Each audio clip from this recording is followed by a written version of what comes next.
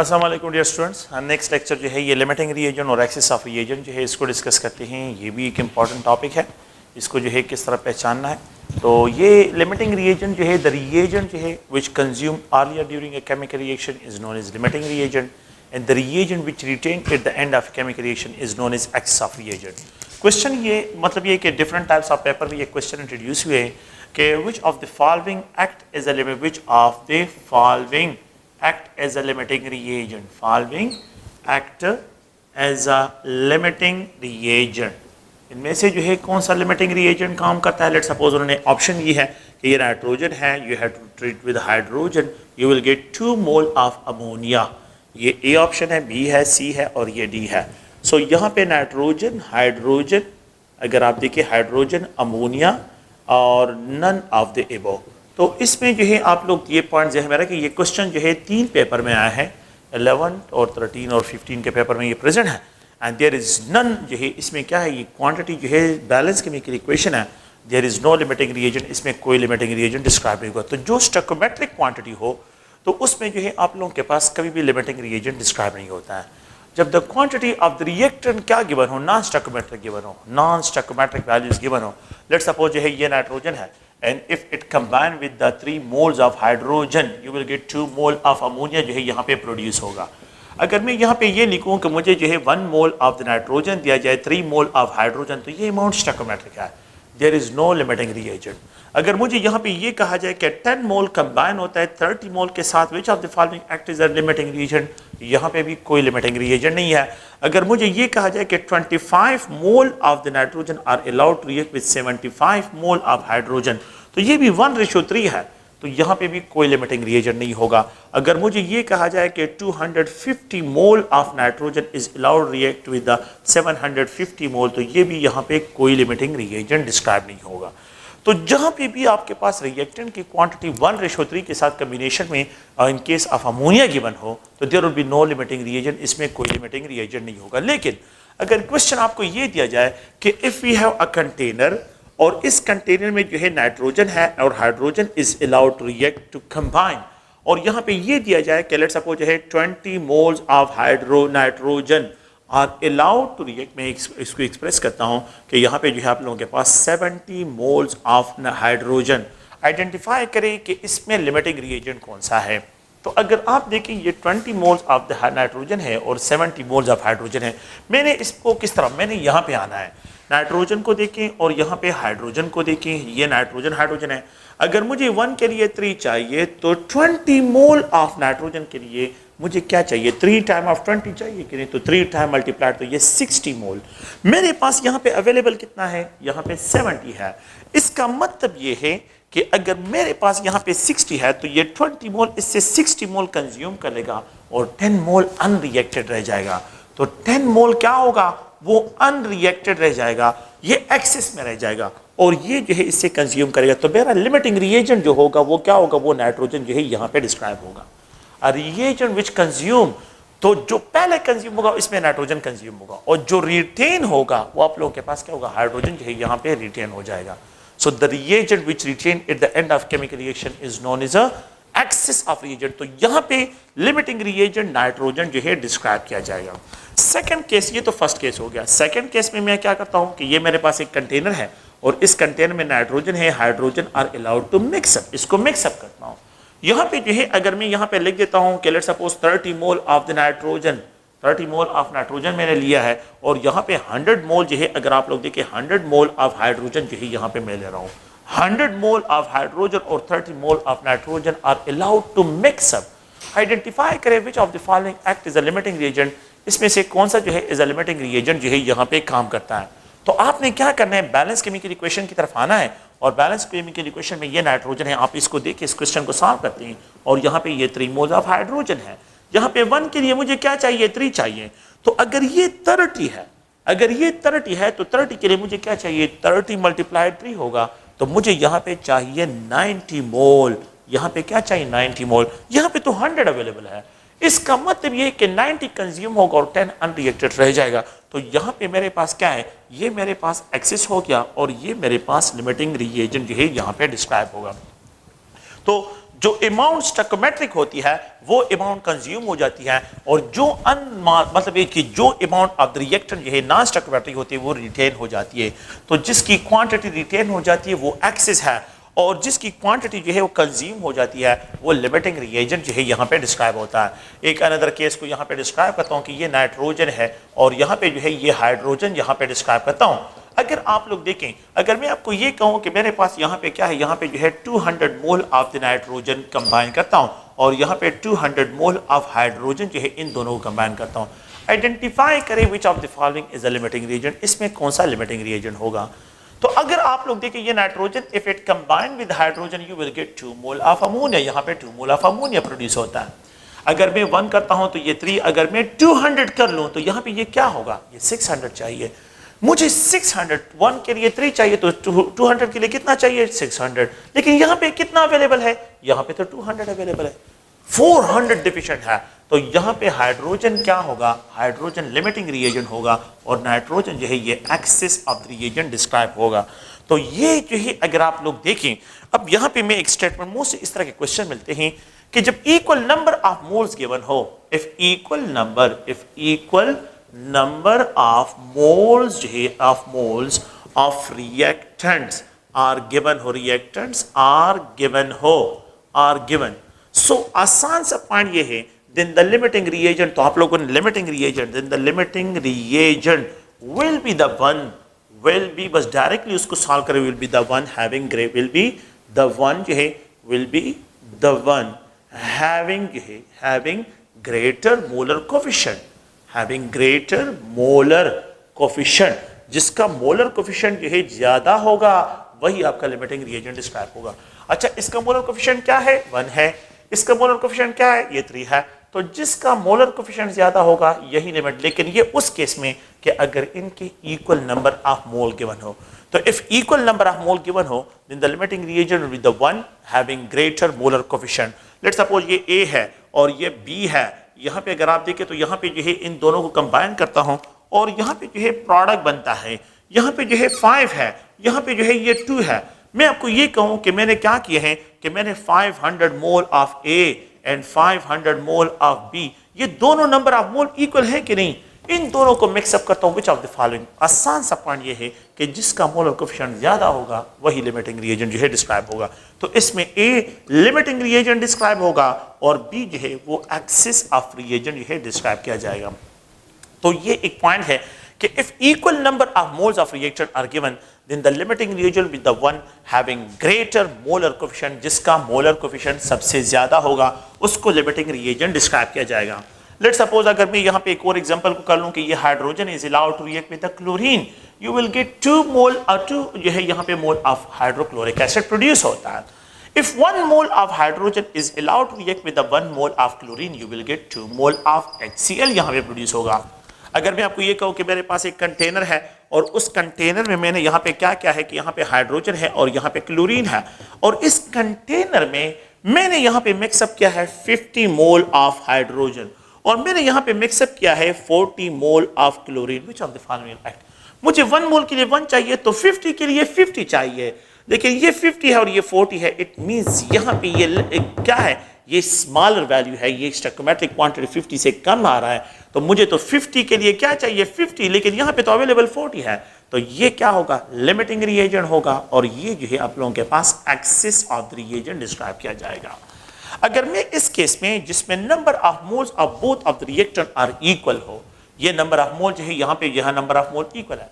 अगर मैं आपको ये कहूँ कि if equal number of moles of the hydrogen and chlorine are allowed to react, identify करें which of the following is a limiting reagent.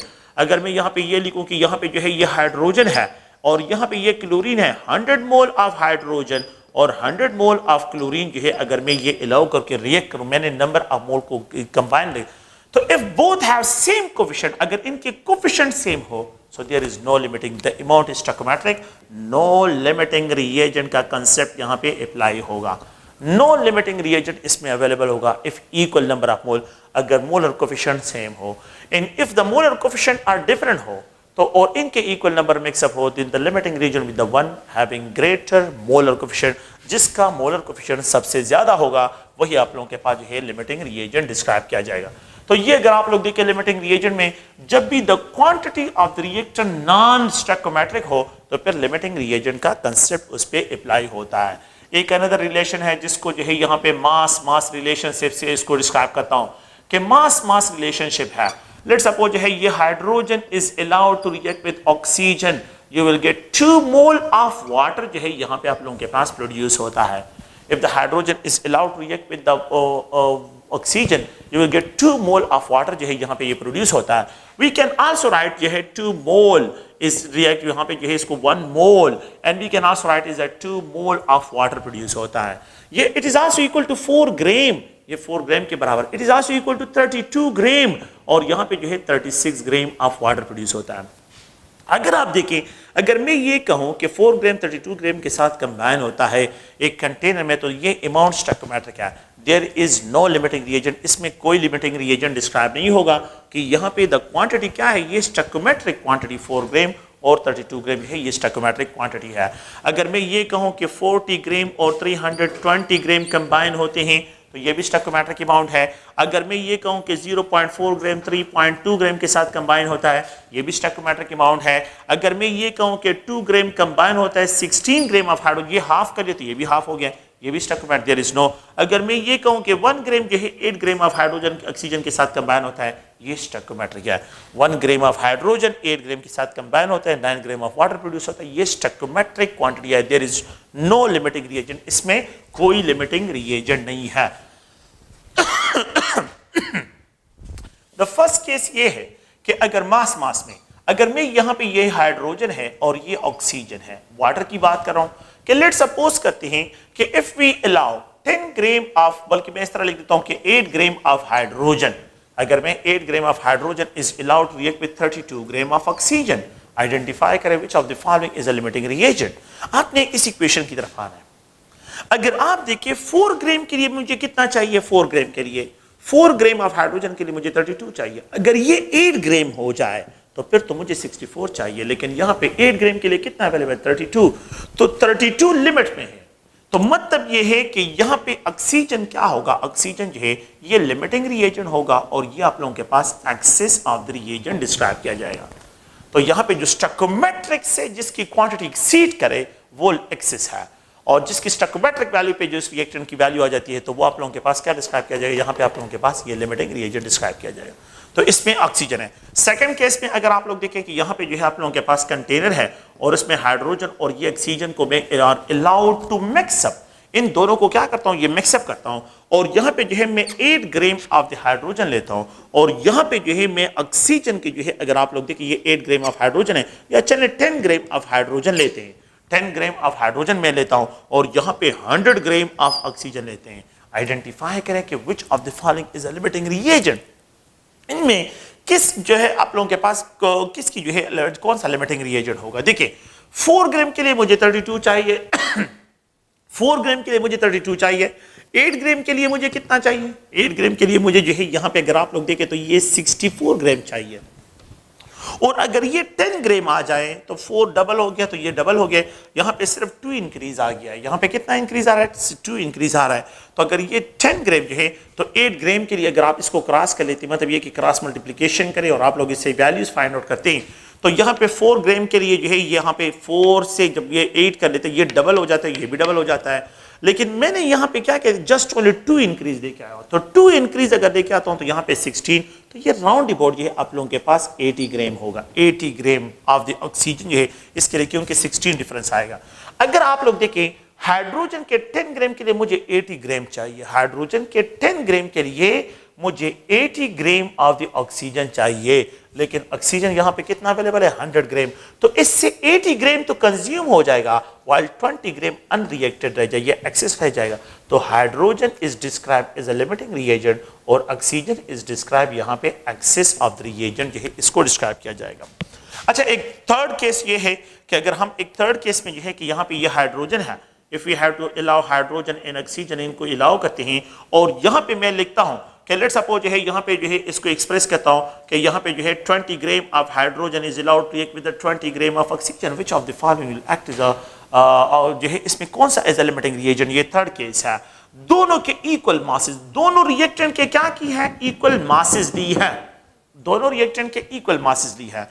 जब दोनों रिएक्टेंट के इक्वल मासेस दी हो तो आप लोग प्लीज गौर से सुने कि 4 ग्राम के लिए मुझे जो है 32 ग्राम चाहिए, यहां पे 20 ग्राम के लिए तो मुझे 20 टाइम ये 32 के ग्राम, यहां पे 20 दिया है तो किसका मास कम आ रहा है, ऑक्सीजन के लिए। तो ऑक्सीजन जो है यहां पे लिमिटिंग रिएजेंट डिस्क्राइब किया जाएगा। तो जब मास इज गिवन हो तो आसान सा ट्रिक ये है कि जब आपको मास इज गिवन हो, so then the reactant if in case of equal masses, in case of equal masses अगर आपको गिवन हो, then the limiting reagent will be, then the limiting reagent को identity, limiting reagent will be the one having greater molar mass, जिसका molar mass ज्यादा हो, greater molar mass, जिसका molar मास, तो वो रिएक्टेंट जो है लिमिटिंग रिएजेंट डिस्क्राइब किया जाएगा। तो हाइड्रोजन का मोलर मास 2 ग्राम है और ऑक्सीजन का मोलर मास क्या है, 32 ग्राम यहां पे आ रहा है। तो टोटल मास जो है यहां पे 4 ग्राम है, यहां पे ये 32। जो जब इक्वल मासेस गिवन हो तो जिस रिएक्टेंट का मोलर मास ज्यादा जो है कंपाउंड में आ रहा हो, मतलब केमिकल रिएक्शन में ज्यादा आ रहा हो, वो जो है डायरेक्टली उसको क्लिक करे, वो आपका लिमिटिंग रिएजेंट होगा। तो इसका ट्रिक ये है कि in case of equal masses के केस में, then the limiting reagent with the one having greater molar mass, जिसका मोलर मास ज्यादा हो, तो वो आप लोगों के पास लिमिटिंग रिएजेंट डिस्क्राइब किया जाएगा। तो आप इसको प्लीज जहन में रखें कि लिमिटिंग रिएजेंट जो है इसमें कौन सा होगा, आप लोगों ने जो है इस पॉइंट को जहन में रखना है। लेट्स सपोज मैं यहाँ पे ये नाइट्रोजन है और यहाँ पे ये हाइड्रोजन है, and if it combine it will produce 2 mole of ammonia, ये 2 मोल ऑफ अमोनिया प्रोड्यूस करता है। ये 1 मोल है, ये जो है 3 मोल यहाँ पे है, ये प्रोड्यूस करता है 2 मोल। मैं यहाँ पे ये 28 ग्राम मोलर मास है इसका, और यहाँ पे जो है 6 ग्राम इसका मास यहाँ पे आ रहा है। अगर मैं आपको ये कहूं कि अगर मैं equal masses of nitrogen and hydrogen को अलाउ करूं to react, which of the following will act as a limiting reagent, तो अगर मैं इनके इक्वल मासेस लेता हूं, इक्वल मासेस, तो जिसका मोलर मास ज्यादा वही लिमिटिंग रिएजेंट डिस्क्राइब किया जाएगा। तो अगर मैं ये कहूं कि 28 gram of nitrogen is allowed to react with 28, ये इक्वल मासेस हो गए कि नहीं? अगर मैं ये कहूं कि 6 ग्राम of nitrogen, 6 gram of hydrogen, अगर मैं ये कहूं कि 100 gram of nitrogen, 100 gram of hydrogen, और अगर मैं ये कहूं कि 200 gram of the nitrogen, 200 gram of hydrogen, अगर मैं ये कहूं कि यहाँ पे जो है 28 kg of nitrogen, 28 kg of hydrogen, तो आसान सा ट्रिक ये है कि जिसका मोलर मास ज्यादा इक्वल मासेस में, वही आप लोगों का लिमिटिंग रिएजेंट डिस्क्राइब किया जाएगा। So nitrogen will be describe as a limiting reagent क्योंकि इसका मोलर मास क्या है, वो ज्यादा है। सो जिन कंपाउंड्स में आप लोगों के पास क्या हो, जिन रिएक्टेंट्स हो और उस पे जो है आप लोगों को इक्वल मासेस गिवन हो, तो उसको सॉल्व करने की कोई जरूरत नहीं है, बस सिर्फ मोलर मास को पहचाने कि कौन से रिएक्टेंट का मास जो है वो ज्यादा कंट्रीब्यूट करे इस केमिकल रिएक्शन में। जिसका मास ज्यादा कंट्रीब्यूट करता है वही आपका लिमिटिंग रिएजेंट जो है क्या होगा, वो डिस्क्राइब होगा। तो ये एक जनरल जो है अगर आप लोग देखें इसके लिए ट्रिक है। तो if you have to find the masses to masses ratio जो है, इफ लेट्स सपोज आप लोगों के बुक में एक क्वेश्चन है कि carbon dioxide is allowed to react with water, you will get carbonic acid. ये ईटा के पेपर में भी ये क्वेश्चन प्रेजेंट है, ईटा के पेपर में भी ये क्वेश्चन आया है कि carbon dioxide is allowed to react. उन्होंने देखा यहाँ पे लिखा है कि 120 ग्राम ऑफ कार्बन डाइऑक्साइड, ये मास ऑफ कार्बन डाइऑक्साइड है, और यहाँ पे it is allowed to react with 80 gram of water, 80 gram of water के साथ कम जो है अलाउ करते हैं। सो क्वेश्चन ये है आइडेंटिफाई करें कि which of the following is a limiting reagent. Second point ये है कि excess of reagent. Third point ये है कि द अमाउंट ऑफ प्रोडक्ट कितना बनेगा, अमाउंट ऑफ प्रोडक्ट की क्वांटिटी को फाइंड आउट करें। ये 3 ऑप्शंस हैं, इन ऑप्शंस को देखें। अगर आप इस इक्वेशन को देखें, कार्बन डाइऑक्साइड और ये वाटर है और यहाँ पे जो है ये कार्बनिक एसिड है, ये 44 gram of carbon dioxide, 18 gram of water, it produces 62 gram of कार्बनिक एसिड जो है ये प्रोड्यूस करता है। कि अगर 44 ग्राम है, 18 ग्राम है, ये 62 ग्राम प्रोड्यूस करता है। अगर आप लोग देखिए 44 ग्राम ऑफ वाटर के लिए, 44 ग्राम ऑफ कार्बन डाइऑक्साइड के लिए वी नीड 18 ग्राम। अगर मैं 120 ग्राम लिखूं तो 120 इसको क्रॉस करें, how many grams of water will be required for the 120 gram of water? हमने इसको ऑलरेडी डिस्क्राइब किया कि अगर आप इसको क्रॉस करें तो ये जब क्रॉस होता है 44 gram into x is equal to 18 into 120। 44 को जो है यहाँ पे ट्रांसफर करें, x को फाइंड आउट करना है, यू विल गेट 49.1। तो यहाँ पे जो है आप लोगों के पास 49.1 ग्राम जो है रिक्वायर्ड होगा। तो आप लोग इस क्वेश्चन को देखें कि 120 के लिए 80 अवेलेबल है, 120 ग्राम के लिए स्टोइकोमेट्रिक अमाउंट 49.1 ग्राम जो है ये रिक्वायर्ड होता है, लेकिन अवेलेबल कितना है, 80 है। अगर आप लोग देखिए 80 अवेलेबल है, यहाँ पे 80 अवेलेबल है, तो इसका मतलब ये है कि 120, तो इसमें कार्बन डाइऑक्साइड लिमिटिंग रिएजेंट हो गया, और यहाँ पे 31 अनरिएक्टेड है, तो ये जो है वाटर जो है ये एक्सेस ऑफ द रिएजेंट जो है आप लोगों के पास यहाँ पे डिस्क्राइब होता है। फिर तो अब देखिए लिमिटिंग रिएजेंट कार्बन डाइऑक्साइड इसमें हो गया, एक्सेस ऑफ रिएजेंट इसमें वाटर हो गया, एंड द लास्ट पॉइंट क्या है कि the amount of the product. आसान सी बात ये है 120 और 49 is equal to 169.1 gram is the amount. 169.1 gram is the amount of the product कार्बनिक एसिड होगा कि यहाँ पे जो mass of carbon dioxide and mass of water in दोनों का सम अप करें, मासेस हमेशा कंजर्व होते हैं, तो यही 159.1 जो है इसका क्या होगा, ये मास डिस्क्राइब किया जाएगा। तो ये अगर आप लोग देखें यहाँ पे जो है एक्सेस और जो है मासेस के केस में जो है हम यहाँ पे डिस्क्राइब करते हैं। अच्छा, एक दूसरा है जिसको हम यहाँ पे डिस्क्राइब करते हैं वॉल्यूम रिलेशनशिप्स है। ऑलरेडी मैंने जो है ये बाकी सारी चीजें स्टोइकोमेट्री में डिस्कस की है, तो वही बातें हैं, लेकिन सिर्फ अब लिमिटिंग रिएजेंट का जो कंसेप्ट है उसको इंट्रोड्यूस करते हैं। We have a nitrogen, if it combine with hydrogen you will get 2 mole of ammonia. ये 2 मोल ऑफ अमोनिया है। अगर ये 1 लीटर हो, ये 3 लीटर हो, तो यहाँ पे 2 लीटर ये स्टोइकोमेट्रिक है। अगर ये 1 गैलन हो तो यहाँ पे 3 गैलन है, तो यहाँ पे 2 गैलन ये स्टोइकोमेट्रिक है। अगर ये एक जो है मैं रिप्रेजेंट करता हूँ कि 1 सेंटीमीटर क्यूब हो, यहाँ पे 3 सेंटीमीटर क्यूब, ये 2 सेंटीमीटर क्यूब, ये सब के सब स्टोइकोमेट्रिक अमाउंट में डिस्क्राइब हो रहा है। ये सारी वैल्यूज क्या है, ये सब के सब स्टोइकोमेट्रिक क्वांटिटी है जिसको जो है यहाँ पे मैं डिस्क्राइब कर रहा हूँ।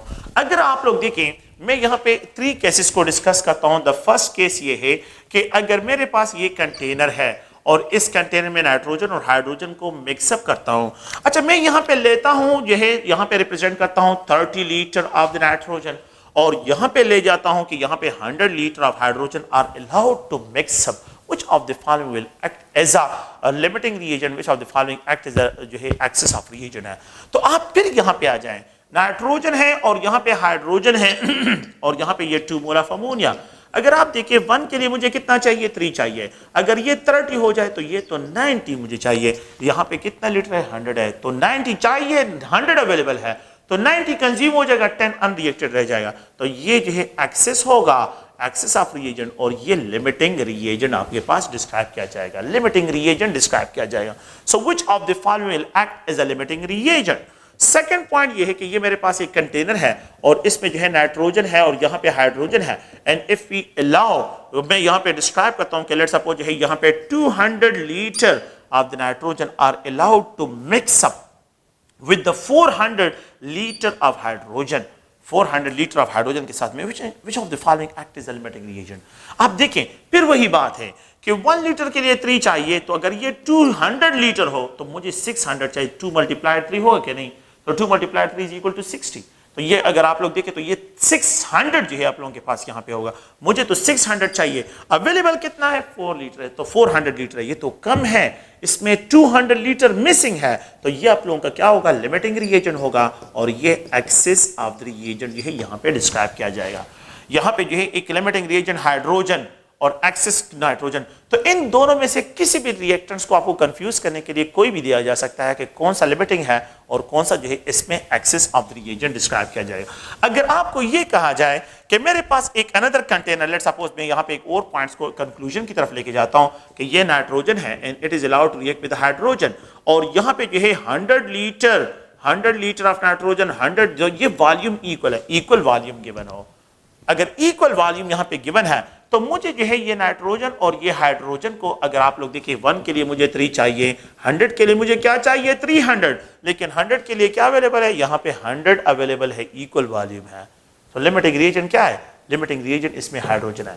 सो in case of equal volume, मैं यहाँ पे सिर्फ ये चेंजेस लेके आता हूँ, और से सुने ये point, in case of equal volume, अगर in case of equal volume of the reactant are allowed to react, in case of equal volume of the reactant are allowed to react, then the limiting is with the one having greater molar coefficient, जिसका molar coefficient ज्यादा होगा वही आपका limiting reagent describe किया जाएगा।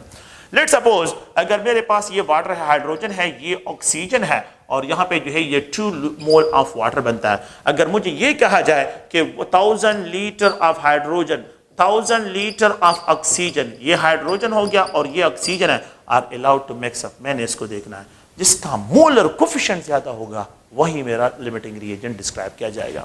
तो अगर आप लोग देखें, अगर मैं यहाँ पे जो है ये क्या है, hydrogen is allowed to react with the chlorine, you will get 2 mole of HCl। 1 litre of hydrogen, 1 litre of chlorine, 2 litre of HCl produce होता है। 10 litre of hydrogen, 10 litre of chlorine, 20 litre जो है ये produce होता है। एक chemical reaction है, उसमें मैं क्या करता हूँ, 10 लीटर जो है हाइड्रोजन लेता हूँ और उसमें 40 litre of the chlorine mix up करता हूँ। कैलकुलेट करे the volume of the HCl, तो 40, तो ये 10 लीटर ऑफ हाइड्रोजन इससे 10 कंज्यूम कर लेगा क्लोरीन से, 30 अनरिएक्टेड रह जाएगा, 20 लीटर ऑफ द प्रोडक्ट बन जाएगा और 30 लीटर जो है वो अनरिएक्टेड यहाँ पे रह जाएगा। तो ये आप लोगों के पास अनरिएक्टेड और वो आप लोगों के पास क्या होगा, ये आप लोगों के पास जो है प्रोडक्ट जो है इसकी अमाउंट बनेगी। ठीक है, तो ये लिमिटिंग रिएजेंट का कंसेप्ट है। इस लिमिटिंग रिएजेंट के कंसेप्ट को आप लोगों ने जहन में रखना है और ये बहुत इजी है, लेकिन बस सिर्फ जो है स्टोइकोमेट्री को जहन में रखें और स्टोइकोमेट्रिक क्वांटिटी से जो एक्सीड करेगा वो एक्सेस है और जो स्टोइकोमेट्रिक क्वांटिटी को लेवलाइज करता है एक्सेस वाले को, उसको लिमिटिंग रिएजेंट से डिस्क्राइब करते हैं। सो नेक्स्ट जो है, ये तो लिमिटिंग रिएजेंट का जो कंसेप्ट था हमने डिस्कस कर लिया। अगर आप देखें तो इसमें हम अब डिस्कशन करते हैं यील्ड ऑफ रिएक्शन, कि यील्ड ऑफ रिएक्शन क्या है, इसको जो है हमने किस तरह डिस्क्राइब करना है। Yield of reaction, the amount of product obtained during a chemical reaction, the amount of product obtained during a chemical reaction, during a chemical process is known as yield of reaction। इसको yield of reaction से describe करते हैं कि जो amount of the product obtain होता है during a chemical reaction, तो इसको जो है हम यील्ड ऑफ रिएक्शन से डिस्क्राइब करते हैं। यील्ड ऑफ रिएक्शन जो है ये 2 टाइप्स के होते हैं। एक होता है थ्योरेटिकल यील्ड, एक जो है यहाँ पे डिस्क्राइब करते हैं थ्योरेटिकल यील्ड ऑफ रिएक्शन, और एक जो है अगर आप लोग देखें तो यहाँ पे जो है डिस्क्राइब करते हैं एक्चुअल यील्ड ऑफ रिएक्शन। तो 2 किस्म के यील्ड डिस्क्राइब करते हैं, एक थ्योरेटिकल यील्ड है और एक एक्चुअल यील्ड ऑफ रिएक्शन जो है डिस्क्राइब करते हैं। अच्छा, थ्योरेटिकल यील्ड क्या है कि लेट्स सपोज ये hydrogen is allowed to react with oxygen. अगर हम इसको हाइड्रोजन को ऑक्सीजन के साथ कंबाइन करते हैं, यहाँ पे 2 मोल ऑफ वाटर प्रोड्यूस होता है। Let's suppose 2 mole of hydrogen जो है ये 1 मोल ऑफ ऑक्सीजन के साथ जो है कंबाइन होता है तो 2 मोल ऑफ वाटर प्रोड्यूस होता है। 4 gram of hydrogen 32 gram of oxygen के साथ कंबाइन होता है 36 gram. So the amount of product calculated from a balance chemical equation that is known as theoretical yield, उसको जो है हम क्या कहते हैं, थ्योरेटिकल यील्ड भी कहते हैं। So the maximum obtainable yield is also known as maximum obtainable yield. Maximum obtainable yield जो है उसको हम क्या रिप्रेजेंट करते हैं, थ्योरेटिकल यील्ड से डिस्क्राइब करते हैं। The amount of product calculated, कि जिसको कैलकुलेट करते हैं, calculated from a balance chemical equation, from a balance chemical equation, it is also known as जो है इसको थ्योरेटिकल यील्ड से डिस्क्राइब करते हैं, chemical equation. So it is also known as theoretical yield, इसको थ्योरेटिकल यील्ड कहते हैं। So the amount of product calculated from a balanced chemical equation is known as theoretical yield, or the maximum obtainable yield is also known as जो है theoretical yield भी इसको describe करते हैं। Let's suppose अगर हम जो है इस एक्चुअल यील्ड को अगर आप लोग देखें तो it is also called practical yield, इसको प्रैक्टिकल यील्ड भी कहते हैं। It is also called experimental yield, इसको एक्सपेरिमेंटल यील्ड भी कहते हैं। And this yield is also called, इसको हम जो है लेबॉर्ट्री यील्ड से भी डिस्क्राइब करते हैं कि ये लेबॉर्ट्री यील्ड भी इसको ये सारे वर्ड इसके लिए यूज करते हैं। तो अब मैं लेबॉर्ट्री जाता हूं और लेबॉर्ट्री में एक एक्सपेरिमेंट परफॉर्म करता हूं, और जब एक्सपेरिमेंट परफॉर्म करता हूं, एक्सपेरिमेंट परफॉर्म करने के बाद जो प्रोडक्ट मेरे पास आ जाता है तो फिर उसको जो है मैंने क्या डिस्क्राइब करना है, उसको मैंने जो है experimental yield, theoretical yield, sorry experimental yield, laboratory yield और प्रैक्टिकल यील्ड या एक्चुअल यील्ड जो है इसको डिस्क्राइब करते हैं। तो जब मैं लेबॉर्ट्री जाता हूं तो आफ्टर परफॉर्मिंग एक्सपेरिमेंट, जो एक्सपेरिमेंट परफॉर्म करने के बाद जो यील्ड ऑफ द रिएक्शन मेरे पास आ जाता है उसको जो है हम क्या डिस्क्राइब करते हैं, actual yield, experimental yield, practical yield या लेब यील्ड जो है इसको लेबॉर्ट्री यील्ड से इसको डिस्क्राइब करता हूं। एक्चुअल यील्ड इज ऑलवेज जो है, actual yield is always lesser than the theoretical yield. Actual yield is always lesser than theoretical yield, ये स्टेटमेंट है कि एक्चुअल यील्ड जो है ये हमेशा थ्योरेटिकल यील्ड से कम होता है। और इसके रीज़न होते हैं कि वाई जो है आप लोगों के पास प्लीज़ जहन में रखें वाई कि यहाँ पे क्यों जो है एक्चुअल यील्ड जो है वो थ्योरेटिकल यील्ड से जो है ये हमेशा कम होता है। तो उसके रीज़न जो होते हैं, पहला जो है हम प्रॉपर बैलेंस हमारे पास नहीं है कि वो हमें प्रॉपर वेट जो है वे करें। तो पहला जो एरर होता है, हम प्रॉपर और जो कंपाउंड्स होते हैं, रिएक्टेंट्स होते हैं, उन रिएक्टेंट्स की प्रॉपर वेट नहीं कर सकते, इसको वेइंग एरर से डिस्क्राइब करते हैं। सेकंड पॉइंट ये है कि यहाँ पे एक बंदा स्किलफुल है और दूसरा बंदा जो है उसके साथ स्किल्स नहीं है, how to handle the chemical, के केमिकल को किस तरह हैंडल करते हैं, किस तरह कैलकुलेट करते हैं, किस तरह जो है उनकी हैंडलिंग करते हैं, प्रॉपर कैलकुलेशन या स्किल उसके साथ नहीं है। तो एक बंदा जो है एक्सपेरिमेंट परफॉर्म करते हैं और उसको जो है एक्सपेरिमेंट के रिएक्शन कंडीशन का पता नहीं है कि how to carry on the reaction, तो यहाँ पे स्किल्स जो है ये बहुत इंपॉर्टेंट है। द थर्ड वन जो है अगर आप लोग देखें तो यहाँ पे जो है मैं इसको रिप्रेजेंट करता हूँ कि रिएक्शन कंडीशन को, अगर एक बंदा जो है रिएक्शन कंडीशन को प्रॉपर मॉनिटर नहीं कर सकता तो ये भी जो है इसका रीज़न है। तो इस वजह से जो है एक्चुअल यील्ड उसके साथ क्या होगा, वो कम आएगा। द फोर्थ वन जो है यहाँ पे रिएक्शन रिवर्सिबिलिटी है कि यहाँ पे रिएक्शन क्या है, ये रिवर्सिबल है और रिवर्सिबिलिटी ऑफ द रिएक्शन जो है also decreases the amount of product, ये प्रोडक्ट की अमाउंट को क्या करता है, ये जो है डिक्रीज कर लेता है। तो रिएक्शन रिवर्सिबिलिटी है, यहाँ पे रिएक्शन कंडीशंस हैं, यहाँ पे स्किल्स हैं, यहाँ पे वेइंग एरर है और इन जो है अगर आप लोग देखें एक्सपेरिमेंटल एरर जो होते हैं कि जो बंदा जो है ज़्यादा एक्सपेरिमेंटल एरर्स करता है, तो इन सब में जो है मैकेनिकल लॉस भी हो या एक्सपेरिमेंटल एरर जो होते हैं या रिएक्शन रिवर्सिबिलिटी है, रिएक्शन कंडीशंस है, अगर वो प्रॉपर जो है ट्रांसफ़र नहीं कर सकता साइंटिफिक वे के ज़रिए, अगर वो प्रॉपर साइंटिफिक वे के ज़रिए इस कंपाउंड को आइसोलेट नहीं कर सकता तो डेफिनेटली उसका प्रोडक्ट क्या होगा, वो कम से कम ऑब्जर्व होगा। तो रिएक्शन कंडीशन को प्रॉपर मॉनिटर नहीं कर सकता, रिएक्शन रिवर्सिबिलिटी, उसका प्रोडक्ट डिकम्पोज हो रहा है, तो एक्सपेरिमेंटल एरर ज़्यादा है, स्किल्स उसके साथ कम है, वेइंग एरर है। तो ये रीज़न है जिसकी जो है हम यहाँ पे डिस्क्राइब करते हैं कि actual yield is always lesser than theoretical yield. तो एक्चुअल यील्ड जो है ये हमेशा यहाँ पे हम डिस्क्राइब करते हैं थ्योरेटिकल यील्ड से। अगर एक्चुअल यील्ड और थ्योरेटिकल यील्ड एक दूसरे के साथ कोइंसाइड होते हैं तो हम इसको जो है क्या रिप्रेजेंट करते हैं, आइडियल यील्ड से डिस्क्राइब करते हैं।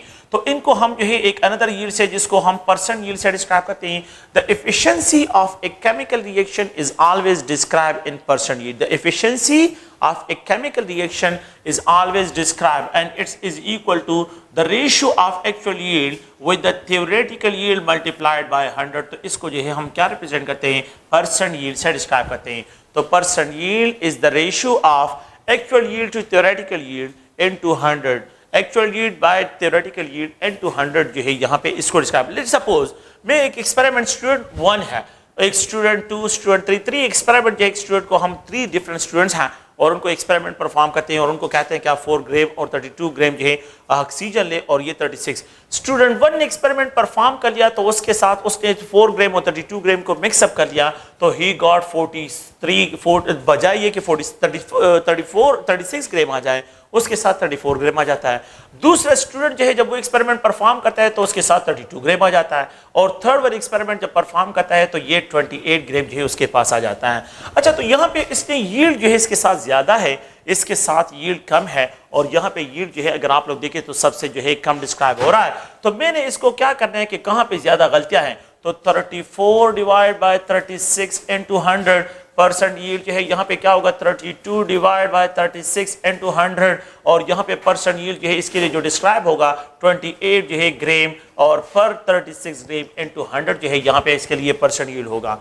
स्टूडेंट 1 ने जो है अगर आप लोग देखें स्टूडेंट 1 का जो एक्सपेरिमेंट है वो जो एक्चुअल यील्ड जो थ्योरेटिकल यील्ड है उसके करीब जा रहा है, तो यहाँ पे जो है परसेंट एरर में ये जनरल लिख रहा हूँ, ये जरूरी है कि ये एग्जैक्ट इसके इक्वल हो। लेकिन लेट सपोज अगर ये वैल्यू जो है 92 हो, लेट सपोज 92% ये वैल्यू आ रहा हो, अगर आप इसको देखें तो यहाँ पे राउंड अबाउट ये 85% या 88% लेट सपोज आ रहा हो, ये जो है राउंड अबाउट 80%, ये मैं जनरल लिख रहा हूँ, ये एग्जैक्ट वैल्यू नहीं है, मैं जनरली लिख रहा हूँ कि 34/36 ये मैंने जनरल लिखी है।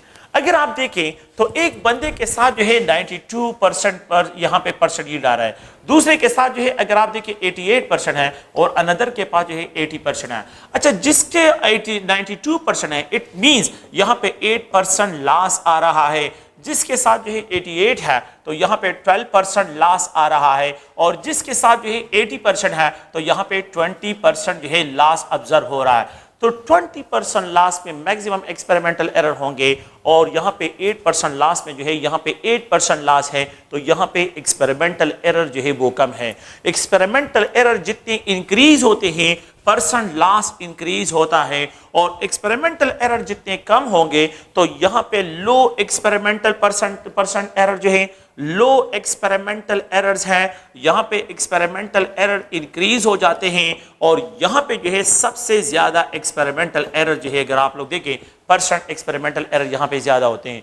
तो जितने परसेंट एक्सपेरिमेंटल एरर ज्यादा है, जितने परसेंट एक्सपेरिमेंटल एरर ज्यादा है, इतना ज्यादा लॉस जो है वो आप लोगों के पास ऑब्जर्व होगा। तो the efficiency of A chemical reaction is always describe in percent yield, इसको परसेंट यील्ड से डिस्क्राइब करते हैं।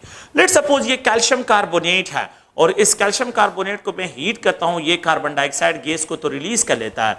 अगर मैं यहां पे आप लोगों को ये कह दूं कि let's suppose 100 gram of calcium carbonate हो, तो how many grams of the calcium, तो what's will be the theoretical yield of calcium oxide. तो आप लोग देखें यहाँ पे कैल्शियम जो है ये अगर आप 40 है, ये 16 है, 56 ग्राम और ये 44 ग्राम, तो 44 ग्राम कार्बन डाइऑक्साइड तो इवापोरेट हो जाएगा, मतलब इवॉल्व हो जाएगा, और यहाँ पे जो है आप लोगों के पास तो theoretical yield for 100 gram of calcium carbonate जो है theoretical yield of calcium oxide is equal to 56 gram है। अगर मैं 50 ग्राम कर लूं तो यहाँ पे जो है ये 28 ग्राम ऑफ कैल्शियम ऑक्साइड, अगर मैं 25 ग्राम कर लूं तो यहाँ पे जो है ये 14 ग्राम ऑफ कैल्शियम ऑक्साइड का ये थ्योरेटिकल यील्ड है। और अगर मैं यहाँ पे जो है 1001 kg ऑफ कैल्शियम कार्बोनेट को हीट करता हूँ तो वी विल गेट 560 ग्राम। तो ये इसका तो 1 kg कैल्शियम कार्बोनेट का थ्योरेटिकल यील्ड 560 है, 25 ग्राम कैल्शियम कार्बोनेट के लिए 14 है, 50 के लिए जो है 28 है, और 100 के लिए अगर आप लोग देखें तो यहाँ पे आप लोगों के पास 56 ग्राम जो है ये आप लोगों के पास थ्योरेटिकल यील्ड है। सो द थ्योरेटिकल यील्ड वो यील्ड होता है the yield that is obtain, the yield that is calculated, जिसको कैलकुलेट करते हैं from a balance chemical equation, it is known as theoretical yield, इसको थ्योरेटिकल यील्ड से describe करते हैं। एक एक्सपेरिमेंट मैंने परफॉर्म कर दिया और इसमें मैंने कैल्शियम कार्बोनेट लिया है, और कैल्शियम कार्बोनेट को अगर आप लोग देखें मैंने इसके 50 ग्राम्स दिए हैं और इट प्रोड्यूसेस कैल्शियम ऑक्साइड जो है, ये कैल्शियम ऑक्साइड के यहाँ पे मैं जो है डिस्क्राइब करता हूँ कि लेट्स सपोज जो है ये प्रोड्यूस करता है 25 ग्राम ऑफ कैल्शियम ऑक्साइड।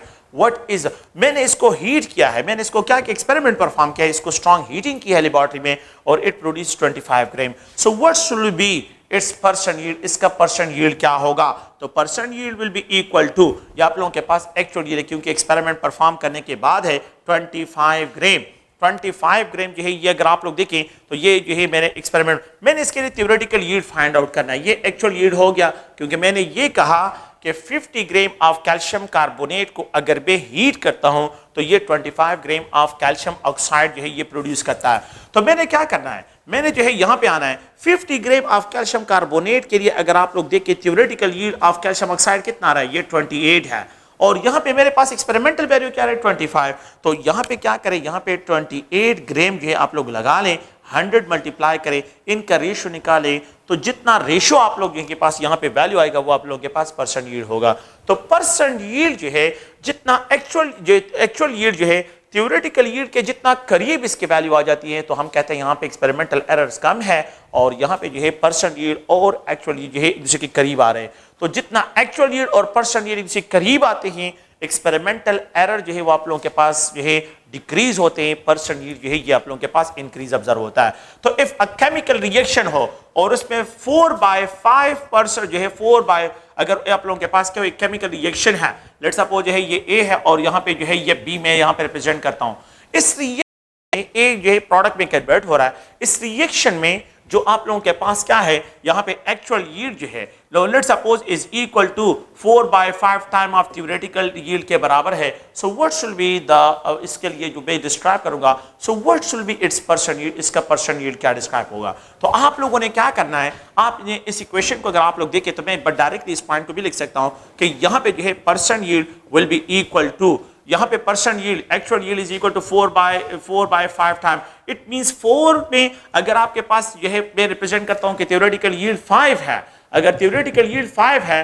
तो एक्चुअल yield इसमें कितना प्रोड्यूसर है, 4 आ रहा है, तो 4 डिवाइड बाय 5 into 100 जो है, अगर आप इन दोनों का रेशियो निकालें, मल्टीप्लाई करें, you will get your values, आप लोगों के पास यहाँ पे वैल्यू आएगा। तो ये एक जनरल जो है टॉपिक है, एक छोटा सा टॉपिक है और बिल्कुल जो है आसान सा टॉपिक है। इस चैप्टर को जो है यहाँ पे क्लोज करते हैं और ये जो है आप लोगों के पास थियोरेटिकल yield और एक्सपेरिमेंटल yield जो है इनकी जो है हमने जनरल डिस्क्रिप्शन करनी थी, यहाँ पे इसको क्लोज करते हैं। Okay, thank you.